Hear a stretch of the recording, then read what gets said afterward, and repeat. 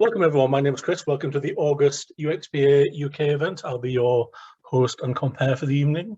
And this month we are exploring the very practice of UX. We are delving back into the annals of history to look at our profession, how it's developed, and what we can do as practitioners to improve our practice. And I'll go into some of the reasons for that later, and of course, so will our speakers. A little bit about UXPA UK. I see some very familiar names in the list, so it's good to see those. We have been going for about 18 years supporting the UX industry in the UK. We are run entirely by volunteers. We all work in the industry in various professions, in agencies, client side. We run in the before times, shall we say, in-person events. We used to run monthly events in London. Obviously, we'll look to restart those as soon as possible. Also workshops, and we have a very successful mentoring scheme. Since April 2020, obviously the events have been remote, and we'll be reaching out to you, our audience, to gauge how you would like us to manage the format moving forward. Just a reminder, we're always looking for mentors to join our mentoring team, and mentoring is really about helping you develop the skills as a professional. So you don't need to be a CEO or a head of UX or a lead. Mentoring is often about finding someone who's that one step behind you in the career, who they can come to for advice, run ideas past, and prepare them for the next level. The best way to keep informed about our monthly events and activities is to sign up to our newsletter on uxpauk.org. We all like something for free, so our friends at Mobile UX London have given us 3 free tickets to distribute to our members. They have a Festival of UX and Design running next month from the 20th to the 24th of September. When I finish the introduction, I will post a link in the chat panel where you can enter your name and email. And if you are a current member, we will draw 3 at random and let you know, I believe, next Friday, if you have been lucky. So big thanks to Mobile UX London for that. If you're not a member, there is also a discount code that has been made available in our newsletter. So if you check your inbox for our newsletter, you can find the discount code there. A little run through how things are going to work this evening. I will stop talking very shortly and hand over to Joe and then Sabrina. We're going to have Q&A after each talk, and then perhaps if there's time, we'll have a final discussion and closure at the end. So while each speaker is speaking, if you want to put in your questions, if you could use the Q&A function, please. Just easier to keep track of than chat. Or at the end, if you're happy and comfortable, we can, if you raise your hand in the participants panel, you can unmute it and ask it in person. Make it a bit more of a in-person event experience. So this may seem a bit random, but I just wanted to try and set a bit of background about what we mean when we're talking about the practice of UX. Basically, I like any excuse to show this picture because I think it's absolutely brilliant. This is the Starship UXX Enterprise, and it's basically a metaphor for how complex what we do as UX professionals is. Now, obviously, some of us may only work in one discipline, so maybe a researcher or a designer. But all of these parts go together and they make this massive behemoth, and it's hurtling through space at 1 million miles per hour, and there are all sorts of intertwining parts and all sorts of intertwining dependencies. And the thing about this is that we have to remember that UX is a relatively new discipline. So UX has probably been around as an industry called UX for maybe 25 years. Sabrina will give us more background on that. That obviously came around from the usability and the ergonomics industry, and I believe we have some attendees from agencies who were instrumental in developing that. If we go further back, it comes from obviously human factors and ergonomics. That's maybe about 70 years old, and then obviously you have disciplines like psychology, which go back to maybe the late 1800s, early 1900s, before that really took shape. But compared to traditional industries like, accounting, law, teaching, UX is still very new, and we're all still learning about the impact of our profession, and we're all still learning about the change it can have. And if we say it's a 20-year period, even in that 20-year period, we've seen so much change in the industry. If we think about it, it originally started as desktop, and now, mobile devices didn't exist.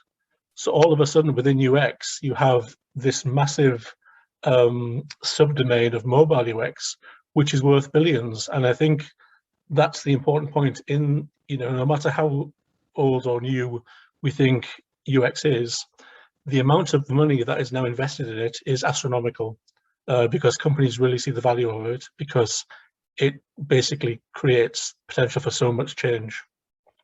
So that was just to set the scene. Our first speaker will be Joe. I'll introduce in a moment. He's the head of UX at Nomensa. And then we'll move on to Sabrina, who is a senior user researcher at Valtech. So if I could invite, Joe to share the screen and kick off your talk, please. Sure.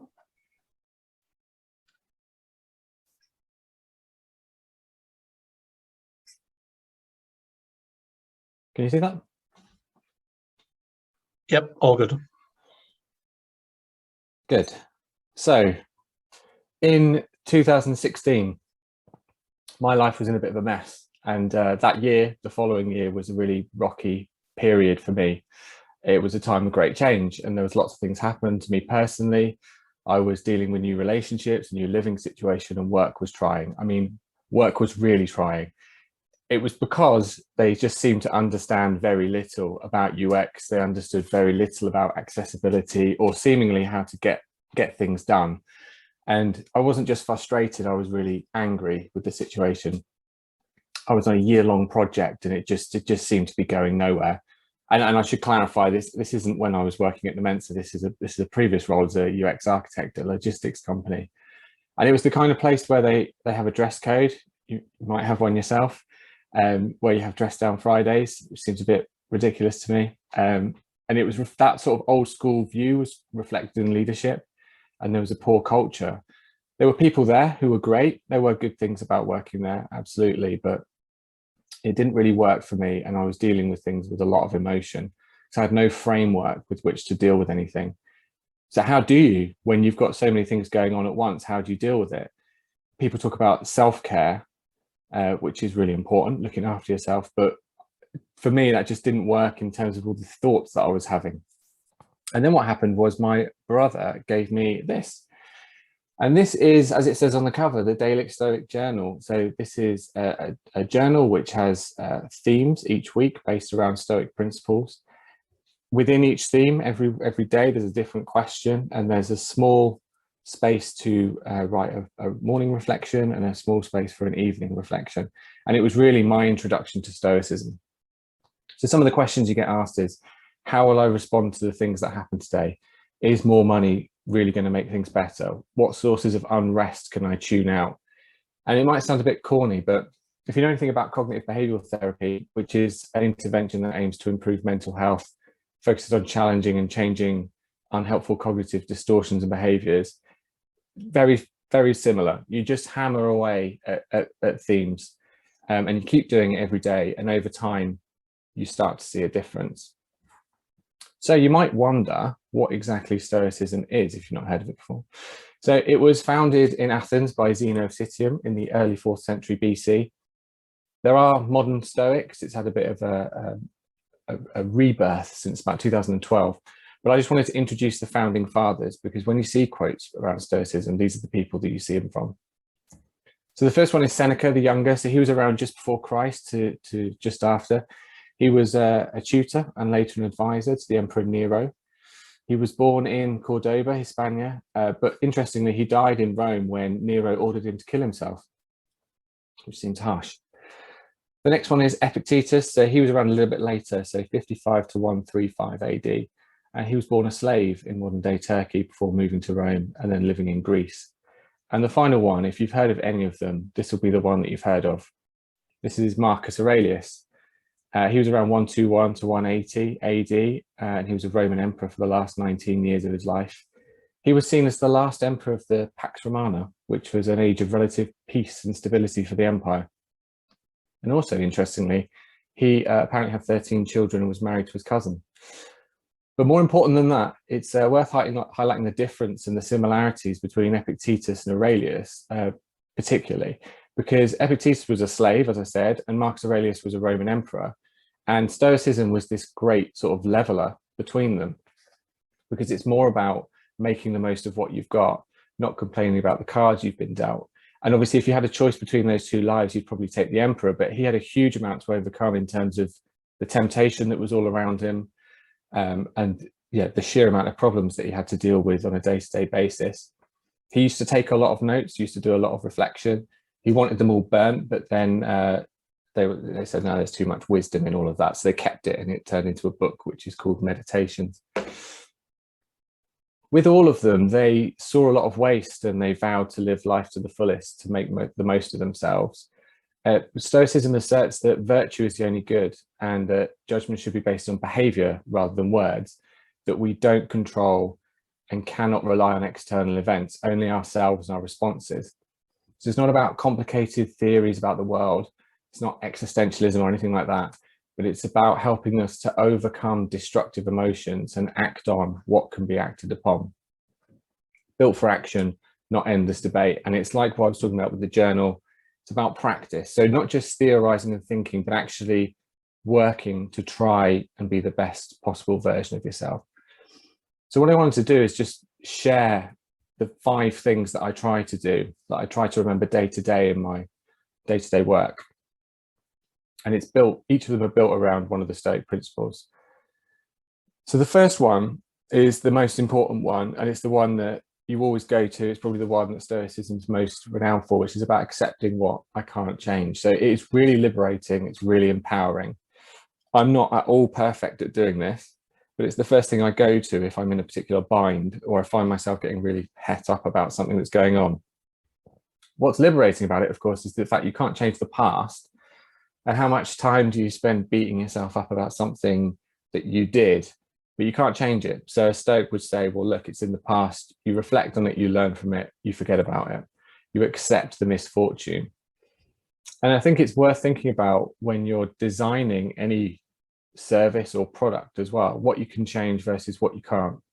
So it's your scope. So in any given situation, any given thing that you're working on, there'll be things that you can't change. I mean, it might be something to do with legal, but I think it's really helpful if you can put those things to one side, and then you can actually really focus your energies on the things that you can change, and not spend your time thinking, oh, if only we could do this, if only we could do that. Just put all of your energy into changing the things that you can actually affect. The second one is to reduce wants.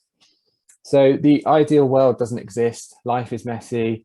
Design is messy. Being a UX practitioner is messy. When I was working at another company a few years back, as a UX team, we used to spend a lot of time pontificating about what it would be like if we could, so many problems with the current website. Why don't we just build a new one from scratch, and then we'll just switch over at some point in the future? And it used to drive me mad, because it's such a ridiculous notion that the business is just going to let you build your own website and then switch over. There's no point thinking like that, really. And you should stop wanting to do that sort of thing. You've got what you've got. You need to work with it. And I think it's a real path to unhappiness, is to spend your time wishing and wanting things to be different, especially if they're things that you can't then affect. The third one is to get a little bit better every day. I mean, this sounds really obvious, but of course, I think we will fall into the trap of at least not consciously thinking that we're going to learn something overnight, but sort of hoping that we do. And it applies to anything that you can do in work. So when it comes to a bit of software, or outside of that, it comes to a language or learning a musical instrument, unless you're a genius, and I think by this point, you've probably established that you might not be, you're not going to pick it up overnight. But what you can do is just chip away at it. And in 3 months, you might have developed a skill that can really help you out in your career, put on your CV, that can really help your team out, and that can really help develop things for the better. The fourth one is that what can go wrong might. So there's another Stoic principle in addition to this, which is called saying no to future misery. And there's a bit of a balance between these two. So I suppose as an example, when it comes to things like public speaking, it's worth thinking about what can go wrong. It's worth thinking about what you might do if the internet fails or your headphones fail, or anything like that. If you think about research, there's so much that can go wrong with research, participants not turning up, technology fails, all sorts of things.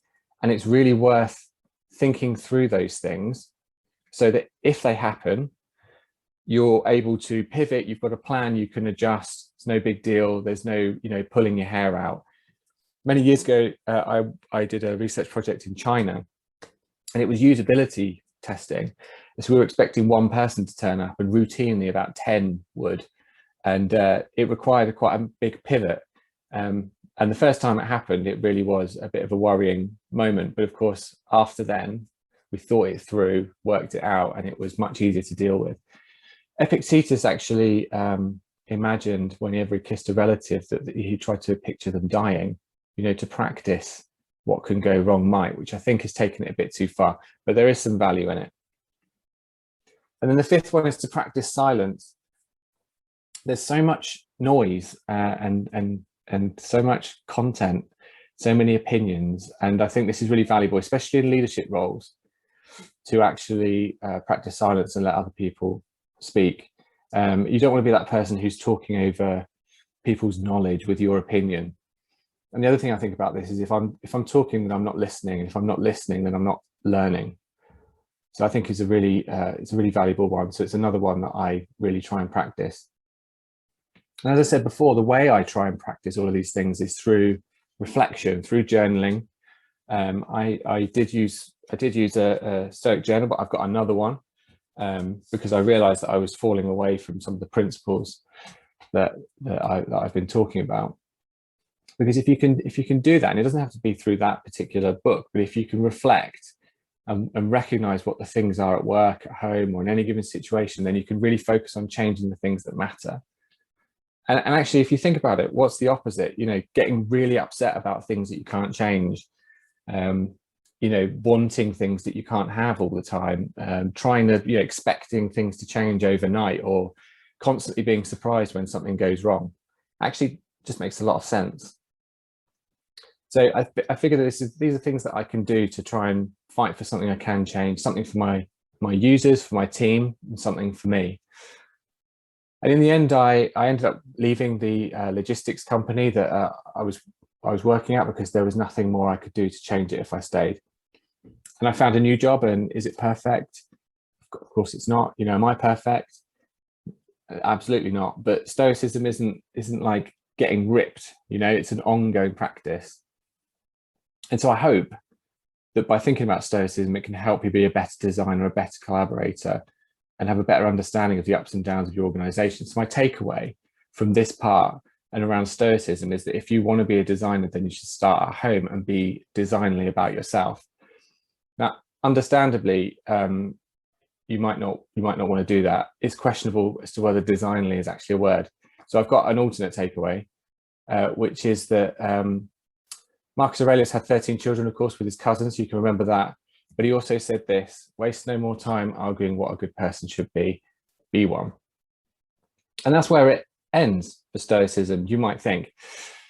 However, I don't think it's enough to be Stoic. And I think in order to be a great UX or a great designer, you need to have an almost endless curiosity. And I'm very much interested in personal development. And it was through Stoicism that I was brought to something else entirely.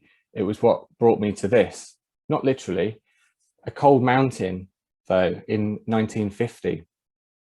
And on top of that cold mountain, Maurice Herzog swallowed the last of his food, which was condensed milk, and he threw the empty packet down onto the summit of Annapurna. And it was the only memorial he could leave as he trailed behind Louis Lachenal down the mountain into the gathering storm. And Herzog said afterwards, "Never ever felt happiness like this, so intense and pure." And the reason this picture is there is because Annapurna is the one on the top right, the massive one. And climbing Annapurna was, a massive, massive achievement. Everyone knows, I think, that Mount Everest is the tallest mountain in the world, K2 the second, Annapurna is actually the 10th. But this expedition marked the first time that anyone had climbed a mountain over 8,000 meters tall, of which there are only 14. And Annapurna is considered to be one of the most dangerous ones to climb. And in 1950, not only did they have to climb it, but they had to do all the reconnaissance as well. So when they turned up, they were actually looking to climb another peak initially. They had to they had maps from the 1920s, and they found out all the valleys and the peaks were all in the wrong places. So they had to work all of that out before they could even climb it. They just had to overcome setback after setback.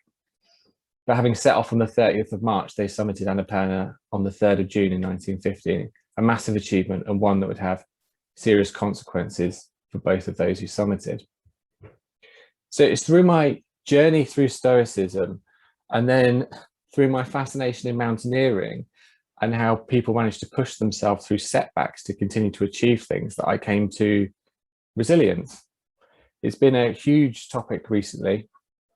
It's become a bit of a buzzword the last 18 months. It's obviously been a really big factor. And one of the questions that I have asked as a result of that is, how do people keep going? How do individuals overcome setbacks? And that line of thinking led me to organizational resilience. So what makes one company more able to respond to setbacks over others? So how can some companies thrive while others perish in the same circumstances, often in the same sectors? And then what's the overlap between the two? So if you build an organization with resilient people, would that organization be more likely to overcome setbacks? Or could an organization be resilient when there's no one in that organization that you would describe as such? And I think with Stoicism and with resilience, there's a bit of a temptation to think, well, what has this got to do with design? And I think it's actually got everything to do with design. I think it's to do with developing yourself, because for all the technical skills in the world, there's a hell of a lot more to it than just being able to do a particular skill, execute a particular skill well. There's a huge amount of your personality and the way that you deal with other people and you collaborate. And furthermore, in design, you need a lot of resilience because it's healthy to get setbacks. We seek them out. We say, don't be too precious about your work, critique your designs. You put it in front of users as you sort of there watching them miss a button that you put right in front of them, sort of crying into your lilt. It's really important, and forging a successful career, I think, requires resilience, and being a great designer requires resilience. So what is it? So some people think of it as kind of miracle drug personality trait that cures all. This is what they say in Psychology Today. And I actually think, so there's loads of definitions depending on the branch of engineering, ecology or system science that's doing the defining. But the one thing that kept coming up when I was doing my research was the last line. So finding a way to rise from the ashes. It's the ability to bounce back, basically. And unfortunately for me and many people my age, that immediately made me think of this. That's okay. But it's the ability to recover strength, spirits, good humor, or any other aspect quickly. So to respond, not to react, to be in control. Bad things happen, resilience helps you deal with them. And you can see the huge overlap there between some of the things I was talking about with Stoicism. But how do you court resilience? How do you become more resilient? How do you become more able to bounce back? So I did a bit of searching and I kind of found a load of factors, potentially as well as Stoicism, that individuals and organizations share. So the first one is that resilience is generally something that you learn after the fact. It's not something that people necessarily describe themselves as. People don't say, oh, I'm really stoic. I'm really resilient, sorry. It's a tool that's it's not actively used. It's not like when the pressure's on and you turn around to everyone and say, don't worry, I've got this. We'll just be really resilient. It's something it's a skill that's ingrained in you. You don't know that you used it. Herzog wouldn't have described himself as resilient probably, but there's no doubt he was. And if you think about design at the beginning of your career, when you get 15 bits of great feedback, and then another one which says, oh, maybe you could work on this, and you feel devastated by that one thing, and then versus now you sort of develop resilience and to the point where you could probably get 15 bits of bad feedback and you deal with it quite differently. The second thing is that it requires a large dose of feedback, so of reality. So facing reality, really facing it, is grueling work. It can be unpleasant and it's often emotionally wrenching. So again, this is about self-awareness through reflection and feedback, so very Stoic. For Herzog, this was about seeking input from his teammates, responding to the mountain and the weather and numerous other situations. So it's really key. Also familiar to individuals and organizations is having a purpose, so a mission. So some kind of meaning greater than the individual, greater than the organization. It's reflected in values, stated or otherwise. And it might be climbing a big mountain, it might be capturing market share. Designers often talk about changing the world through design. And if you have something like that, then I think it really helps you when it comes to the small stuff, because you think, well, actually, the big picture, I'm trying to change the world here, and this is one person who thinks in a different way to me. So the next one is the ability to improvise. So being adaptable, being flexible, about changing your plans, and tied into that, I think, is being open-minded to possibilities that other people have written off. This is great for creating resilience. And then the two big ones that I came across was, the first one's capability, which again probably seems quite obvious. So if as an individual, you need the skills or the capability to be able to do certain things. If I decided that I wanted to climb Annapurna, there's no amount of skills or being open-minded or improvisation that would get me up there, because I have no skills in mountain climbing. So capability is really important. And then of course, collaboration. So if you think about organizations, extracting from others what you don't have in yourself and putting capability together from all sorts of places into the common good. And then I found a load of things that are specific to individuals, so not so much organizations. So optimism. So this can go a bit too far, I think, optimism, if you're really, really optimistic. So in World War II, there's a story of someone who was in a prison camp, and he was asked who were the people that, you know, struggled the most and who tended to die earlier. And they said, oh, it's easy, it's the optimists. And it was because the optimists were thinking, oh, I'm going to get out in a week, I'm going to get out in a month, I'm going to get out by Christmas, and it never happened, and it was just too much to deal with. Because I think positive thinking is probably a better way to think of it, which is not necessarily that everything's going to turn out great, but that perhaps something good can come out of it. Then there's humor, so making light of the situation at hand. Competitiveness, so climbing a mountain, if you're going to be the first one to do it, that would be a huge thing that would keep you going over setbacks. Perspective, which we talked about earlier, I think is tied into having a mission. Curiosity as well as social support, so finding resilience in a greater connected group. And the point I would make about all of this, again tying it back to Stoicism, is that it requires practice. I don't think you might go through life and become very resilient, but I think you can work on it and you can become more resilient by practicing being open-minded, practicing your reflection and refining your mission, and trying to get closer to what's really going on. There's nothing on this slide except a nice picture. For Herzog and Lachenal, the 2-week retreat getting off Annapurna proved to be very difficult. Herzog lost his gloves near the summit. He wrote a book called Annapurna. There's a terrible bit in it. He put his gloves down on his rucksack, and then he watched as they fell off and tumbled down the mountain. And a couple of his teammates came up, so there was 4 of them trying to get down, and they fell into a crevasse, and they spent the night bivouacked there with 1 sleeping bag between them. They got severe frostbite, gangrene, and on the trek back, the expedition doctor was performing emergency amputations. It's harrowing in the book. Both climbers lost all of their toes, and Herzog lost most of his fingers. And Annapurna wasn't climbed again until 1970, which just goes to show how difficult it is. And also how resilient Herzog is, that he got back and thought, it's okay, I can write a book. Of course, he was missing fingers to do that with. And so I just wanted to leave this last little bit about resilience. Just put it into a bit of a list, a nice little list. So the first one is to think about resilience holistically. So resilience doesn't exist. Like, there's lots of different systems. If you think about your own biology, there's lots of different systems and things that come into play. If you think about the pandemic, it has this kind of low level grinding effect.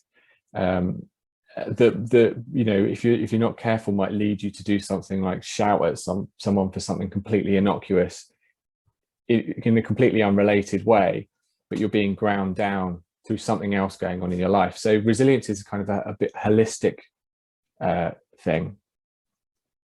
I'd also consider the factors that I've talked about that cultivate resilience. So maybe you can't become more humorous, maybe you can, but you can develop a mission or purpose. And then to think about the interplay between you and your team or your employer, or your organization. Because I wondered about the Annapurna climb as an example, but it's actually really good. And it answered that question for me about the interplay between organizational and individual resilience. Because I think large organizations can survive people who are not resilient fairly easily, but in smaller teams, I think having resilience individually makes a huge difference. The Annapurna trip, they just wouldn't have done it if anyone in there didn't have resilience. They had a lot of individual resilience, which combined to make a collective resilience, and they were able to achieve something really special. So my conclusion is that it's down to individuals to reflect and be as resilient as possible. And through thinking about this, you could potentially become more resilient. And to channel your inner partridge, no one advises that enough, do they? And remember that if he can bounce back, which arguably didn't, then you can, because I think resilience is a real superpower. And at the end of that book, that Annapurna book, Herzog left this really stirring line, which was, there are other Annapurnas in the lives of men, which really made me think, and I hope it makes you think too. First of all, what is your Annapurna? What's the big thing that you want to conquer in your career as a designer or in your life? And how are you going to develop the resilience to do it? And then my last question is, is Stoicism the first step on that journey? Thanks very much. I suppose we've got questions, which hopefully there's a few. Thank you, Joe. Firstly, thanks for sharing, obviously, you know, your personal journey. And I think what's quite fascinating about this topic is that if you buy a book on UX or you attend a course on UX, you know, they teach you methods, they teach you processes, you know, if you're looking at research. But really, in order to be a practitioner and to be, you know, to become a senior or a lead or a head of, it's almost like it's 50% UX skills, the 50% these skills. So why do you think these skills aren't taught, or are they taught? Are the books now that do teach these skills?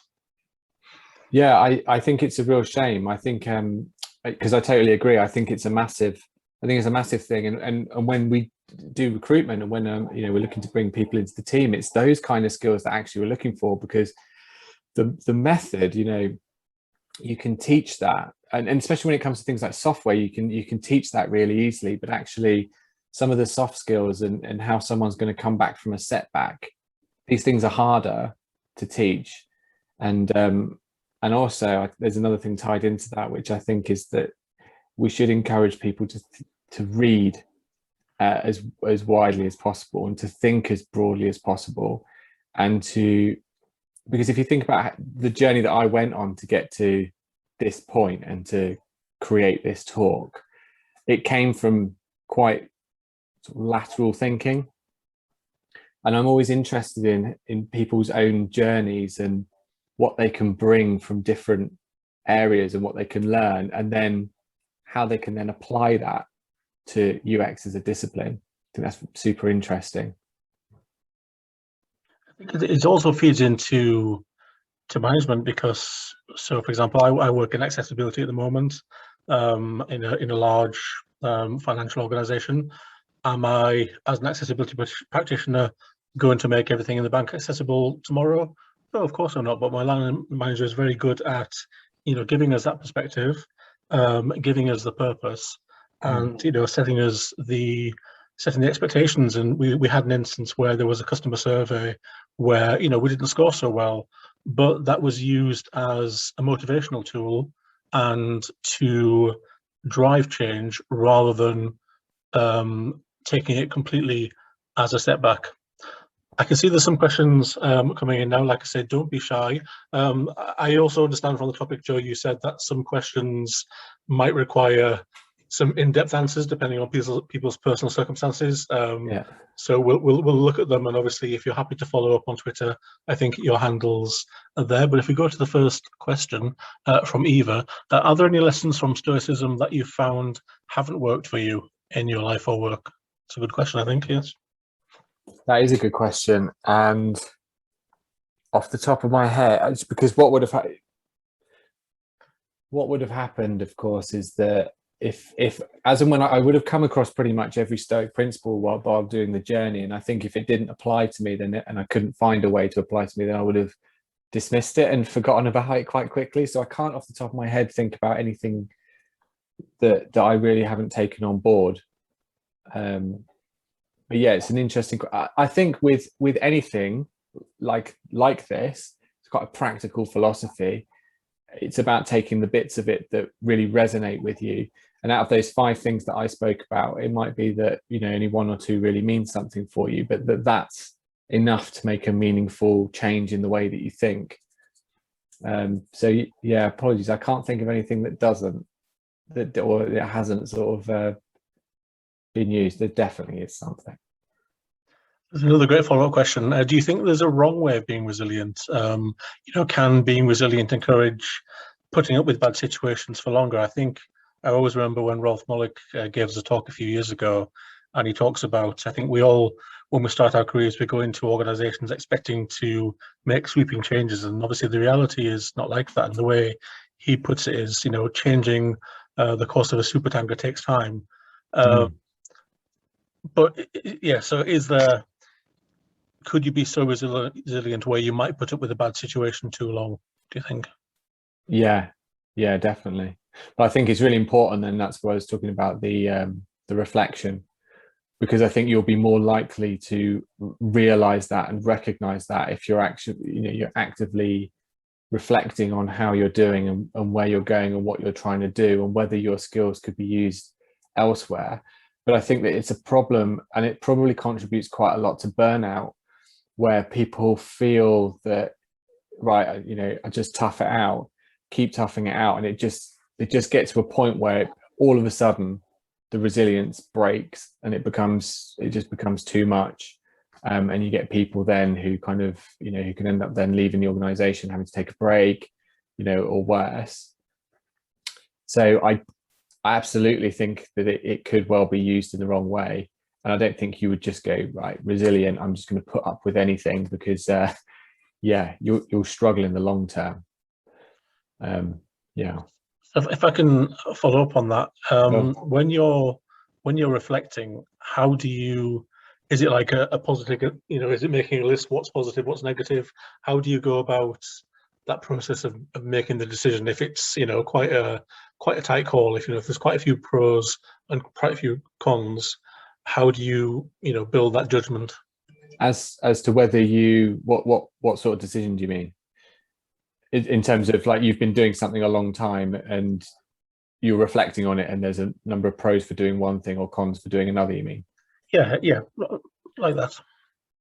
Yeah, I think that you, in that particular situation, you can keep going until one side becomes clearer than the other. But I guess for each pro and each con, they're not all equal. And I think that that's why it's interesting if you have a mission, if you have something that you're really tied to, it's almost like a theme, because then everything hangs off that, and there'll be pros and cons that might not have any relation to that. And you write them down, and then you go, well, what am I really trying to do with my career? And you'll see that actually you can scrub off quite a lot of the pros and cons, because they're just completely unrelated. They're just trivial things that aren't related to your big goal. And you probably see then that there is certainly, okay, well, the cons are just, this is taking me away from what I'm really trying to do. So it's time to make that change. Or actually, it's really tough. There's a whole list of cons, but the pro is that it's really actually helping me get to where I really want to go. So it's worth sticking with. A question from Louise: how would you encourage resilience if there is a lack of it within the team? I would encourage people to reflect on the various different situations, and I would encourage people to think about some of those Stoic principles, because I think that they're a good way towards resilience. So thinking about what you can change versus what you can't change, I think that you can get a lot of perspective from trying to think in that way. But to be honest, from a management perspective, it's not something that comes up, or it's certainly not something that's come up massively so far in my career, where you kind of identify someone who's not very resilient. But I think the key thing that we try to do is just to keep learning, and there'll be setbacks, but I'm always really impressed when people sort of bounce back from them, and keep going. It's probably not a very good answer, sorry. Just one final question before we move on to Sabrina. I'm aware we're just 7:15. What's your top Stoicism reading list for designers? And perhaps if you need to copy and paste some into the chat or the Q&A afterwards, maybe that's a good opportunity to do so. But if there's anything off the top of your head that you kind of refer to regularly, I'm sure that would be really useful to our audience. Yeah, kind of like a little reference list, you mean? Yeah, so is there a particular author or book or practitioner you would recommend people look up? Yeah, I would recommend Meditations by Marcus Aurelius, because the thing is about this is it's not a book, it's not a novel, but what you've got is he just made little notes, and they're all completely separate, so you can dip in and out of it. So you put it on the side where you're watching TV, you pick it up, and you read a couple of the shorter ones. It takes no time at all, but actually might really help you think. So that'd be the first thing I would say. Thanks, Joe. We will give you all a virtual round of applause and hope you can stay with us for the rest of the event. I'd like to introduce our next speaker. Over to you, Sabrina. Hello. Hello again. Yeah, thanks, Joe, for the very thought-provoking talk. And definitely, as a user researcher, you do need lots of resilience. So, and I will try to comment on this also during my talk. So I will start sharing my screen now, and yeah, I hope it will all work. Yes, perfect. And do please post questions. I will try to answer questions, and also during the talk, I will try to keep an eye here on it. Yeah, sometimes with Zoom. So yeah, I will minimize the pictures. Okay, so welcome to my talk, Back to the Future, being a user researcher in the past, present, and future. Don't worry, past is not as far back as Joe went, only a little bit. And thank you so much for the UXPA UK team for inviting me, and having the prep course with you was very pleasant. And yeah, I will quickly go to the next screen. Yeah, I'm a user researcher and psychologist, but I would like to start with a video.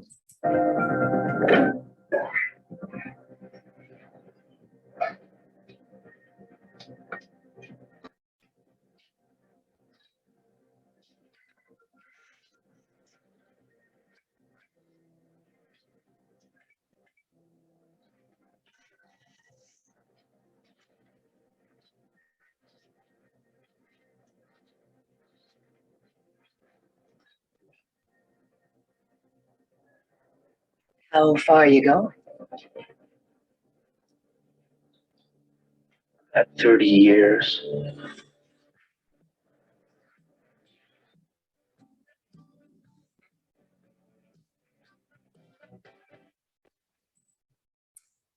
Okay, this was from Back to the Future, and we will not go back 30 years, but over 20 years. So this film is from 1985 and they are going back to 1955. But we will go back just a little bit. So starting in the 1990s, when I studied psychology here at Humboldt University in Berlin, Germany. And I focused on engineering psychology, cognitive ergonomics, and computer science. And Chris, thank you for the very helpful introduction about UX and the origins in ergonomics, because that's exactly how I started. My university has a very long history in engineering psychology. So this book about engineering psychology is from 1966. And engineering psychology doesn't mean being a therapist for engineers. It just means everything man-machine interaction. So this can be power plants, airplanes, ships, and I just specialized in software ergonomics. But in the 90s, there was no dot-com boom and it was a quite niche thing. So only around 2000, it started to become really a mass market. And here I graduated in 1998. And this was my master's thesis about edutainment. Back then, it was a big thing, trying to combine learning with games for children. And yeah, my first user research here was the children's in a primary school in Germany. And this was one of the games. And my professor was Hartmut Wanke here on the picture. And Michael Sempiel, he was a student back then, and he was also a software tester in my master thesis. And I'm very happy that he's in the audience today. Hi, Michael. And now he has a PhD in psychology because he graduated then also with Hartmut Wanke. Yeah, and here on the right, you see the book Designing Effective and Usable Multimedia Systems. And that's where I published my master thesis. Okay, this is 1999. Together with Michael, I founded one of the first usability agencies in Germany. And the vision was to combine image research with interface research. That's how the name was created. So I called it I&I, and because I couldn't get a URL for this, I then transferred the name to I2, and it still is named I2 today. So here's a picture from 2003 with our investors. And finally, Chris mentioned mobile research. And the funny thing is, 2000, we thought we are very innovative. We are doing a mobile services research and publish a report about it. But it was not a success because everyone said it's dead. These mobile services are dead. It's nothing for the future. Yeah, and you see how it looked like back then. So when there was no touch screen. So yeah, I mean, we were a bit too early. We also started with the first eye tracking research in the year 2000. And that was actually more promising because that was a very successful business. We developed our own eye tracking visualization software. Yeah, and of course, we also did lots of usability testing. Yeah, and I did lots of research for Deutsche Bank, online banking, and for about 10 years, research for eBay all over Europe.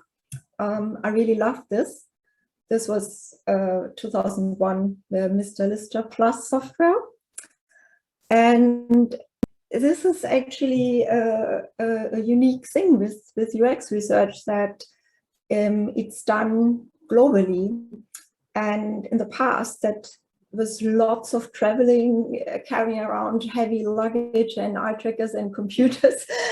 And I would say UX research is still global. I still do a lot of global research, but remotely. So this is definitely a change. Yeah, here you see all the countries. I did research with my company, and yeah, we also had marketing material in Chinese. now a little bit of history about the UXPA. On the top, you see how it all started. It started as Usability Professionals Association and was founded in 1991. And the German UPA was founded in 2002. And the UXPA, or the UPA, renamed themselves into UXPA in 2012, but Germany still stayed the German UPA, so it's separate. And UXPA UK is part of UXPA International. Actually, I found it really confusing because I was first a member of UXPA, and then I didn't realize the German UPA is different and I have to pay 2 membership fees. Yeah, and the UXPA established the World Usability Day in 2004, and this was a great thing. So the first World Usability Day we had was in 2005, and this was the slide of the talk I gave there, and iSquare was always a sponsor of the World Usability Day. And here are a few impressions over the years. It got really big, and 2015, we had over 800 participants, 30 speakers. We also had an English speaker panel, and we had big sponsors like Zalando. And yeah, this was then for me the end, because after that, I left and went to the UK. But I loved the World Usability Day. I just quickly have an eye on the chat. No questions. Yeah, if anything, any comments or questions during the talk, I would try to keep an eye on it. Yeah, so the World Usability Day, interestingly, it's still called World Usability Day, not World User Experience Day. But you see, it started with software ergonomics, then usability. It's the Google trend analysis about the search words, and over the years, people searched less for usability, more for user experience, and now it's roughly the same. And this is very encouraging for all user researchers here in the audience. I hope there are many.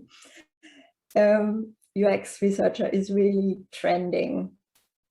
So it's really going up and up and up over the past years. So when I started with usability over 20 years ago, I didn't know that in the future it would be a very sought after job. So I was really lucky I picked the right job, and also I love my job.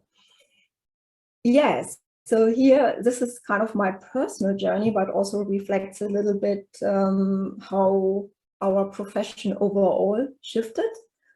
So around 2000, I was called usability consultant, and there wasn't even a German name for it. And it was mostly about usability testing, making interfaces usable. Then it changed to UX researcher, and then it was more about the digital experiences overall, optimizing the whole digital experience. And over the past years, I usually call myself user researcher, because I rarely do actually usability testing. It is, many of my projects are discovery research, and then it's really about discovering your target groups, their user needs, and just optimizing the whole user journey, and not necessarily digital. Yeah, so this is my personal journey.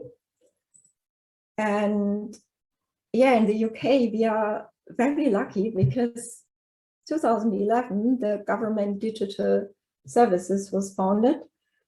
And I think it is no coincidence that user researchers here are much more an own profession in comparison to Germany, for example, because GDS has really been driving the importance of user research. So the whole process of developing digital services is driven by user needs, and in every team there has to be a user researcher, otherwise the service will not pass the assessment. And I think what GDS started is then very well reflected here in the Zebra Salary Report 2017 and 18, because in this report, user researcher is for the first time a separate category within UX. So before that, it was just UI designer, UX designer, developer, project manager, roles like that, but no specific role for user researcher. And so here, for the first time since we launched our salary survey, we've allocated a separate section specifically for user research due to the ever-demanding increase for both permanent and freelance positions. It's a very positive development. The Zebra salary report is also very interesting regarding the background of user researchers, because most of researchers have a master's degree or PhD. 12% even have a PhD, and 45% of researchers are not UK citizens. They have a degree in psychology, social sciences, HCI, design, arts, or philosophy. So I think I'm a quite typical user researcher according to these data. What's also quite nice, the Niels Norman group, they have created a kind of persona for UX researcher. This is based on a survey. And yeah, top skills, of course, research, writing, public speaking. Then they also say mostly a degree, psychology. And yeah, this also emphasizes the fact that it's now really a separate role within UX, which brings me to the present. And I want to quickly show you this video, just in case you forgot over the course of the pandemic, because before the pandemic, there was a thing called lab usability testing. And yeah, very long time ago, I cannot even remember when I did the last lab usability test. It's ages ago, but here This is just the task card. If you could just read that aloud and then begin the task whenever you're ready. Show me how you would eat this. See, What kind of peel? see. What See, that is. this was not a thick peel. Watch, if I overdo this, I'm gonna, yeah. Try it. Here's the one way. Well, Okay. it's round like an egg. I just thought maybe it would, would Yeah. crack. So it looks like you're struggling a little bit. You know, there. You see my boots right now? I used orange peel on these. Look at that luster. Isn't that Oh. amazing? Oh, That'll wake you up every morning. okay, this is just a reminder, the good old times with lab usability testing. So in this example with fruits, but that's exactly how it worked. And nowadays, all remote interviews, here with look back, and actually I did this a lot even before the pandemic, but yeah, it's good because I felt very well prepared when I was forced to rely entirely on remote methods. Yeah, before the pandemic, we had team sessions with sticky notes and whiteboards, and yeah, this was before the pandemic. Now we have this, and this is actually a screenshot of our research challenge workshops. We did them last year, and you see here a Miro board, and it's not in person, but the great advantage is we had participants from all over the world. So like Chris said in the beginning, this is a great opportunity actually. And you might have experienced something like that during the pandemic. Is great for bringing about a sense of relaxation, well-being, and calm. So starting just quickly by breathing in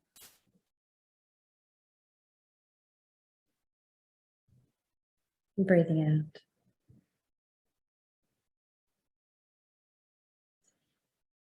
And it's really challenging, I know, with children home from school and working from home, but just trying to just keep all of those distractions out of the way.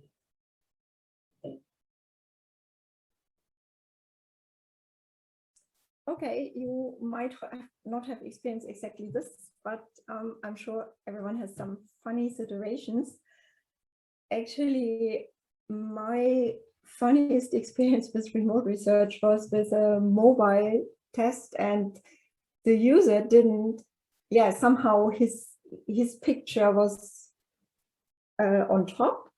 And so it was a bit difficult to create really a good rapport, and eye contact is when someone is on a set, it's very difficult. Yeah, so like Joe mentioned before, with resilience, especially with research and remote research, you have to be very patient and just expect everything can go wrong. And yeah, backups as always, then do a telephone interview, something like that.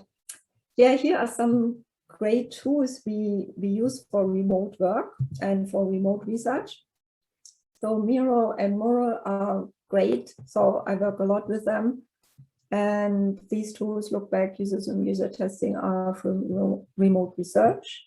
Then Google Forms is great for surveys, for card sorting optimal workshop, for scheduling your participants, Calendly. And when you, for example, do design sprints, or the whole team works on design, Marvel worked quite well. And also last year I started using Hotjar. So you have more quantitative data and heat maps of users on the website. Yeah, this is just a brief overview, and this is definitely a big difference to the past, that now there are so many tools available for researchers and for UX in general. Yeah, these are some recent projects I did. This is a user journey with all the user needs and pain points, and below is a project where we did, yeah, it was kind of prototyping. We developed the concept of the new websites on Miro, and the sticky notes are the user research findings. So this was super helpful, the Miro board. Yeah, the future. Of course, the future for us as UX practitioners, and especially as researchers, is bright. And here's some data around it. This is the McKinsey survey from last October, and you see globally the share of customer interactions that are digital have gone up from 36 to 58. And that means digital experts are in high demand, and it will increase further. Last year I was interviewed for this Telegraph article. They interviewed me about my background, my education, and my career as a UX researcher. And actually UX is one of the top 3 jobs for 2021. And they also quoted an expert.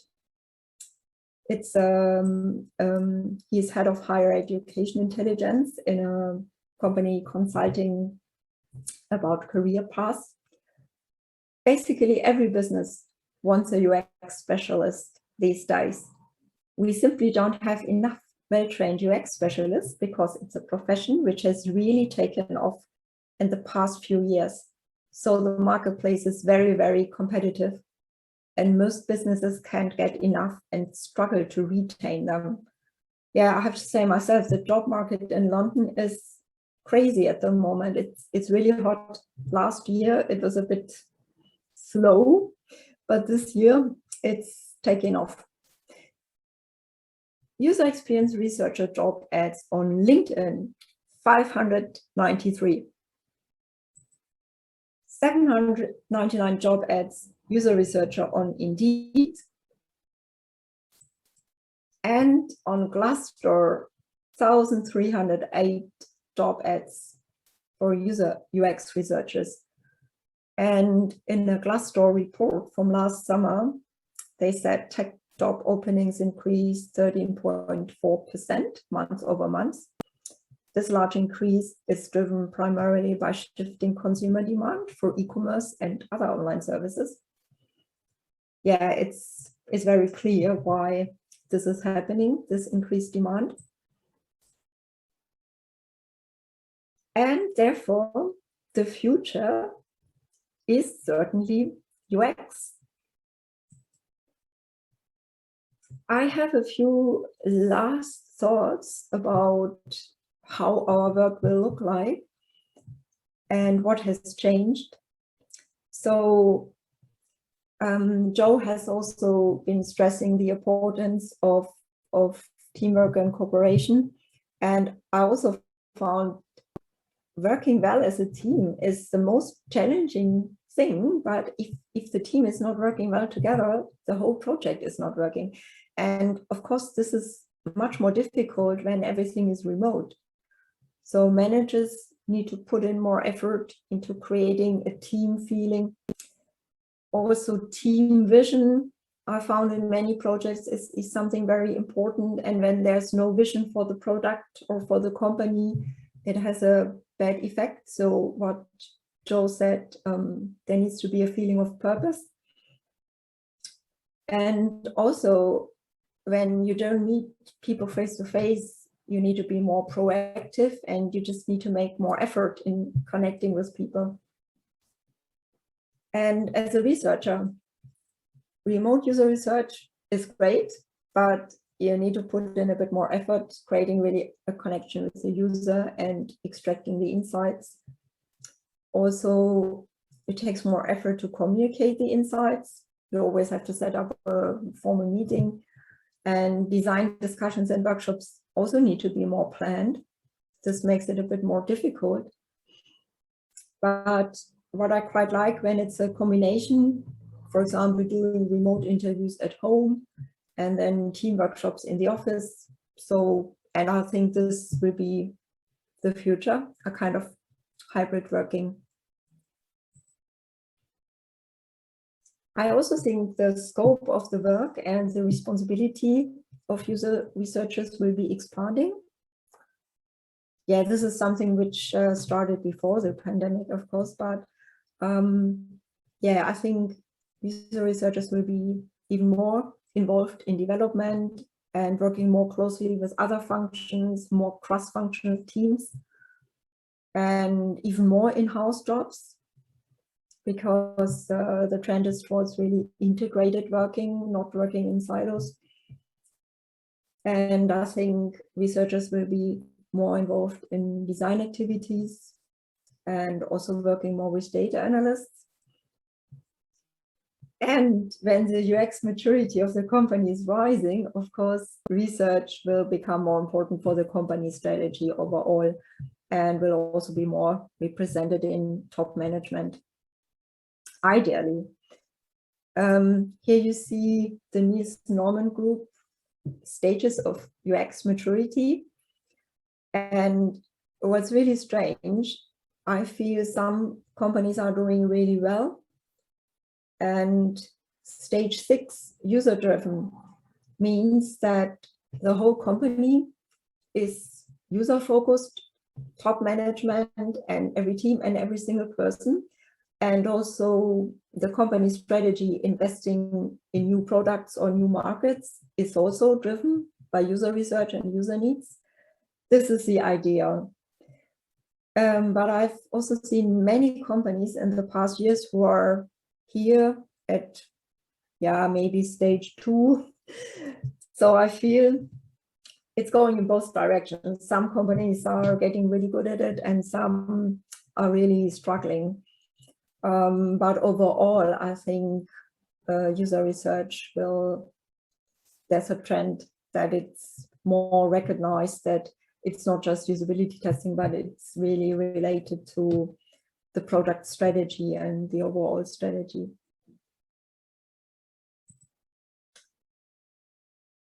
Yeah, this is something I hope will not happen in the future. User inexperience. Okay, I've got a new idea, user inexperience design.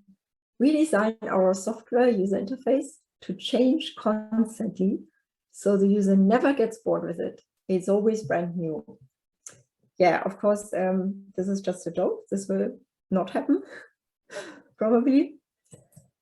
And yeah, last note in my talk is my own future. It will actually start next week. So I will join the London Stock Exchange group as a principal UX researcher, and it's definitive. They are now part of the London Stock Exchange group.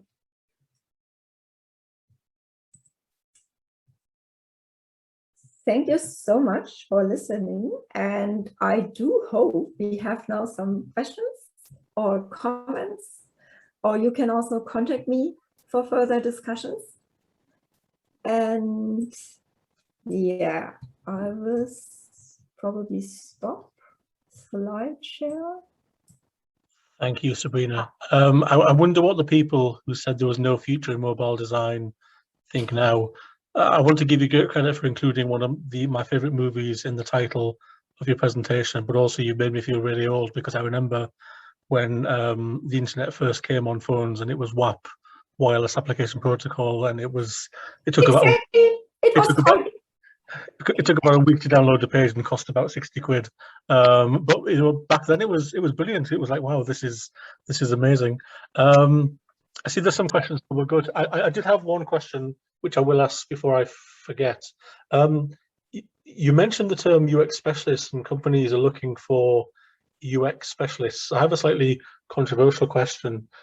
Does the UX specialist exist? If you think about all the disciplines, and we think about the model I showed at the start, which is obviously quite jokey, but it just shows how complex UX is. Do companies understand what they're asking for when they say, I want a UX specialist? Yes, this is a very good question, and some trends seem to be a bit contradicting. That's true. But I just want to make last comment with WAP. I wasn't sure whether I should call it WAP in the presentation, but I realized, and we called it in Germany wait and pay. Actually, the mobile WAP services. Yeah. Okay. So UX specialist, yeah, unfortunately, there are still some companies who are looking for unicorns. So UX specialist covering design and research and everything. But on the other hand, we have UI designer, UX designer, researcher, information architect, content writer. Because UX gets more mature, so we have this differentiation in all these different roles. But on the other hand, in cross-functional teams, there is more overlapping, and the user researcher doesn't do all research himself, but he's more facilitator, a manager. So the whole team is involved in user research, but the researcher is managing it. The same with the designer, the UX designer. Of course, he has ultimate responsibility for the design, but the whole team is working on the prototype and on the design. So we have these two trends. We have more specialist roles, but also people more working together and more overlapping between roles. Yeah. Okay. Is this what you meant? Yes, exactly that. Thank you. So we have some questions from the audience. So Mike asks, when you are doing discovery research into a new market or area, what's your typical team setup? Are you conducting research on your own, or do you work within a multidisciplinary team? Yeah, that's a very good question. So I had discovery projects in a cross-functional team, and everyone was involved. For example, for NHS BSA, we had a discovery project. It was between 6 and 8 weeks, and the project goal was how to make NHS the best place to work. So it was very broad. And so as a researcher, I interviewed all kinds of different NHS people, very broad.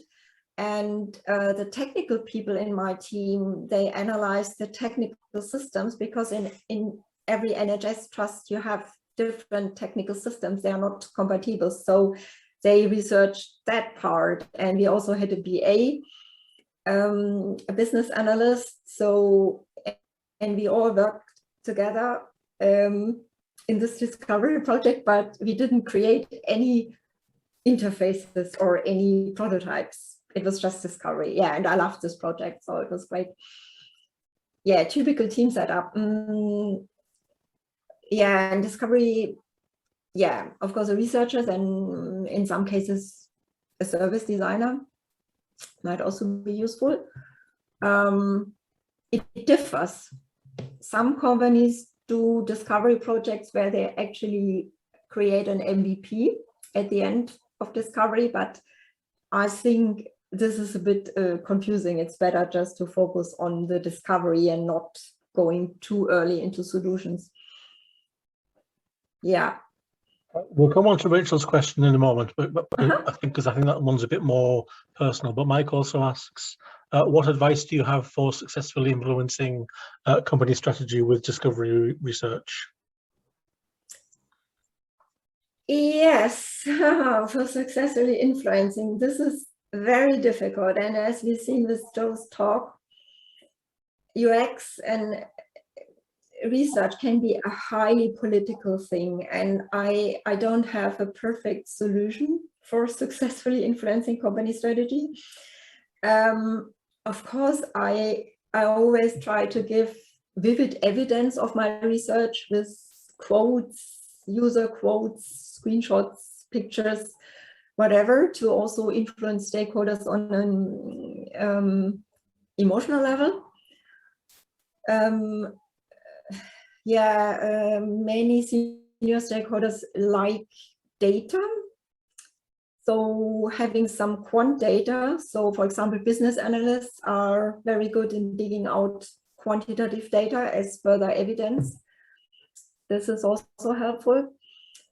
But I really had cases where I saw the product strategy will fail because they never did discovery research. They couldn't answer my questions about who is your target group? Why does your target group need this product? And that was very frustrating. And in my research, I found out that the target group that they thought the product is for, they were not able to use the product. The users who were able to use the product didn't need it. So this was a serious issue, but I couldn't do anything about it. Yeah.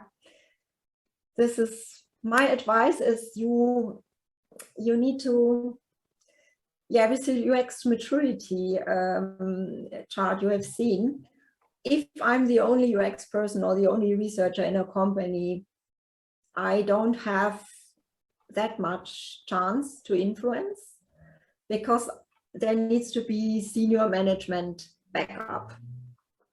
So the advice would be, make sure you have a manager or someone in a higher up level which is supporting you, then you have a chance.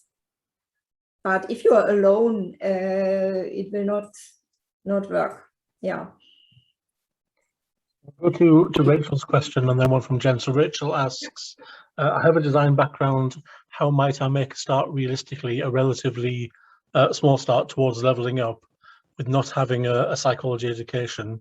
Or is it too big to sign up? Is it too big to signpost? So from a design background without a psychology education, what are the steps Rich can take to develop that? Yes, it's not too big. Of course, I stress more the psychology background because it's my own background, but many designers move into UX research, especially when they want to work a bit more strategically. So I've seen many. So many designers also do usability testing, especially when a company doesn't have the resources for any researchers or more researchers than one. This is usually the case. So I would say, Rachel, it's very promising when you have a design background. I can recommend the General Assembly courses. So I also did the UX design course at General Assembly, but it was mostly about research actually. And many designers were in the course. Yeah. So General Assembly is really good.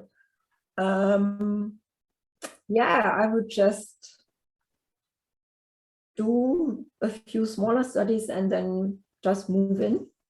I think that's a quite good career path. Yeah, from design to research. And thanks for your wishes. And Jen asks a really good question. So with the growing trend for UX research, how can the standard of research quality be upheld in the future? Yes, pain point. Sometimes there are so many new tools and people think, oh, we have all the videos, we can do remote unmoderated research, then we have the insights. Or they think, oh, we have everything from the research captured on Miro or Mural. And it drives me a bit crazy because I think a few hundred of sticky notes is not an insight. So you have to properly analyze the results and draw the conclusion what insights or what implications for the design it has. So yeah, I don't know. I mean, sometimes I think any research is better than no research at all. I'm happy when people get interested in research. I don't know. I would say the UXPA needs to advocate a good standard and offer trainings. Yeah, actually, there are not really trainings for how to do good UX research. That's maybe this is the missing thing. Yeah, I think it's a really good question, and I think it's, if I may answer kind of on behalf of UXPA, and again, it's not everyone's view. I think it's a joint responsibility. So I would slightly disagree that any research is better than no research, because if the research is bad, that could have more negative influence than no research. But often there's more than one way to do research, and I think that's important to get across. But I think what we're finding is now that the level of knowledge and maturity in UX is at such a level that, you know, 20 years ago, an agency or someone working in-house could probably get away with doing some pretty shoddy research. You know, the methodology might be flawed, the discussion guide might be leading, you know, the study would be biased. I think now what we're seeing is that people will pick up on that now, and that you just don't get away with it, or you can't get away with it, and quite rightly you shouldn't. Yeah, I think now there's much more awareness among clients as well, so they are very good at picking up flaws. And you know, once you've seen a few sessions, or once you've been involved with a few studies, you know, you learn, and you learn through experience. And the good thing about working in agencies, for example, you will always have someone who is more senior, or a principal or a lead, who can help guide you as to what you're doing wrong, because we all make mistakes in research, and we all might, you know, in an hour session, not ask something in the optimal way. Once or twice, it's okay. Someone will tell you on it, and you will certainly make a note to improve. Whether UXPA does it directly, so we don't offer courses directly, because obviously it's then, well, who governs us? If we become the governing body for UX, who then governs us to develop these standards?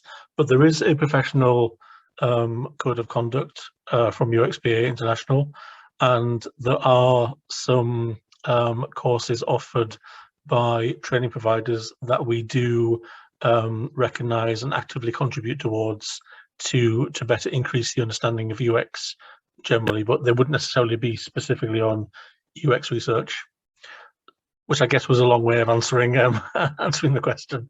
I hope that's given some insight. I also have two comments. So how can we keep the standard of research quality? So that's why we created the research challenge workshop last year. So with Jen Romano and Rebecca, it was aimed at junior researchers and helping them with making research plans, planning user research, and choosing the right methods. And I think this was really something missing in the market, and we plan to continue actually in September. So it was, yeah, the screenshot you have seen was from the Research Challenge workshop last year. And also UXPA International has a mentoring program. So I'm also in the mentoring program, and it's a lot of fun. And one of my mentees is actually in the audience. So hi, Sabrina. And yeah, I mean, I personally do what I can, and I enjoyed it a lot. Yeah, I hope it helps. It helps a bit. Yeah, and obviously UXPA UK offer the mentoring scheme, and honestly, Sabrina, we'd love to work together perhaps in the future on a research challenge event, because I think that would be really valuable for people to give, you know, a real life activity guided by someone like yourself and your colleagues. And where we've reached 8 o'clock, and obviously many people may have been at work all day, so I just kind of want to close and say that one of the questions that comes in most into the UXPA mailboxes is, how can I get into UX? And I think what we've learned today is that there are so many ways, and you know, there are so many ways in, whether it's through academia, whether it's through General Assembly, whether it's through using skills you've maybe learned in another profession like law, where you develop a lot of soft skills. There are so many ways in now. We're in a really exciting, vibrant profession, and I think we can all be very optimistic for the future. I don't know if you had any closing comments, Sabrina, or Joe, if you're still there. Yes, that's exactly what the intention was. We can be very optimistic for the future, and I try to give everyone junior in the field or trying to move into UX or UX research with the numbers I presented to you. I just wanted to give you inspiration and hope and encouragement to start your journey or to stay in the profession. Yeah. In that case, I'd like to thank Sabrina and Joe for speaking tonight. I'd like to thank Graham and Radhika for helping me put the event together. It's very much a team effort. I've just pasted the link again to the Festival of UX Design for Platform Mobile UX London. So if you want to be in the draw for a free ticket, please do submit your entry. Thank you, Penny, for posting those links. I will leave the meeting open if anyone just wants to continue chatting, but I'll close the proceedings there. There will be an event next month, so keep an eye on our website and our newsletter for more information. It'll be, I think it's more design orientated, so visual storytelling, so it should be very, very interesting. So I wish you all a good evening and hope to speak to you again soon. Thank you all. Thanks. Thanks. Bye-bye. Bye, Joe.